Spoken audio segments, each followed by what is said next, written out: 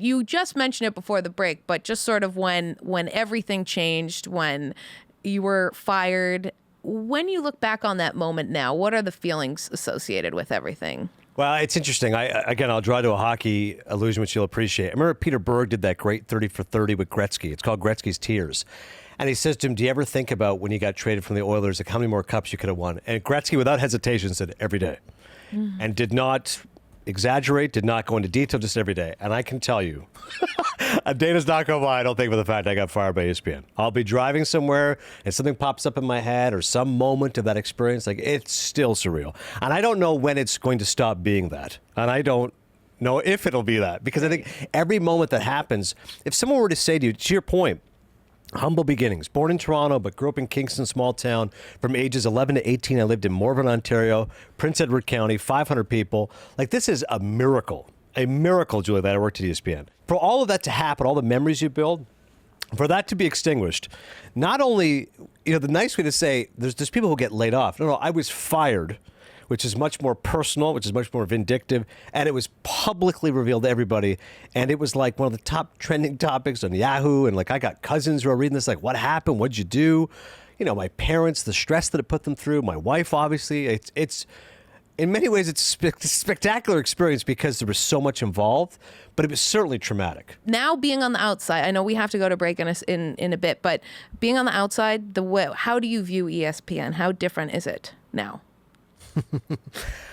Listen, I said this before. I have 4 boys. If any of my boys one day worked at ESPN, I would be thrilled. Like, they are the biggest, baddest monster on the block. They're a behemoth. And it is a great company to work for. Like, I miss the Disney benefits. Absolutely. Oh, yeah. 401k, people treat you well. Like, I think it's a really good company to work for. But I do think change is a good thing for everybody. And for me, personally, it was not the way I would have wanted to go out. Obviously, I did not want to get fired publicly.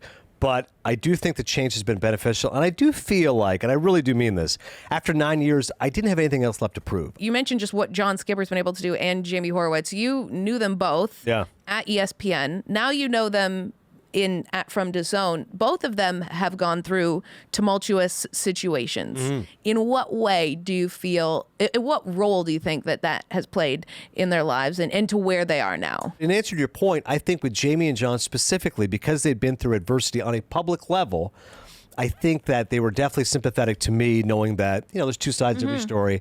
And certainly they knew my work. I mean, I think that you can be sympathetic to anybody, but they specifically were like, listen, we know Adnan. We know he does a good job. We know he's a good guy. Whatever happened, like, we'll deal with it. We'll talk about it. But after that, fresh start. Speaking of the other job, you went to DAZN very quickly after ESPN. How much urgency did you feel? I need to get back out there. No. So fired Friday, Sunday released. By the next Friday, so 1 week, my agents called, go, hey, there might be something happening at DAZN. Okay. So within a week, at least I knew something could be happening. Very quick. I had about 8 months off before I had a job, which is why I turned to stand-up comedy. But you were doing great with the stand, still doing so.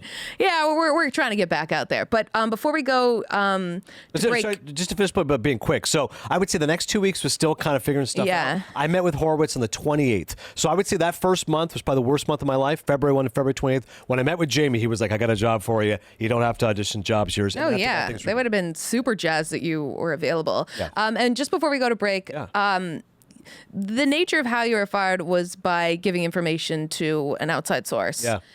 Now, how do you approach that with loose lips? Yeah, well, I get terrified of anything because you're right. Because, again, when you have to look at the lesson, because if someone says you got fired, I go, well, what happened? Okay, well, I told someone I shouldn't have said something. Okay, so what's the lesson? Well, just don't say anything to anybody. When somebody says to you, hey, between us, it better be between us. When someone says to you off the record, it better be off the record. And that means you and I are having a conversation. That means my wife says something to me. Off the record, by the way. None of this is being aired. It's just because I am a big believer in that you has to be a bigger lesson. Even if your intention, which is obviously the case, was not to hurt anybody, not to harm anybody. People always say that, right?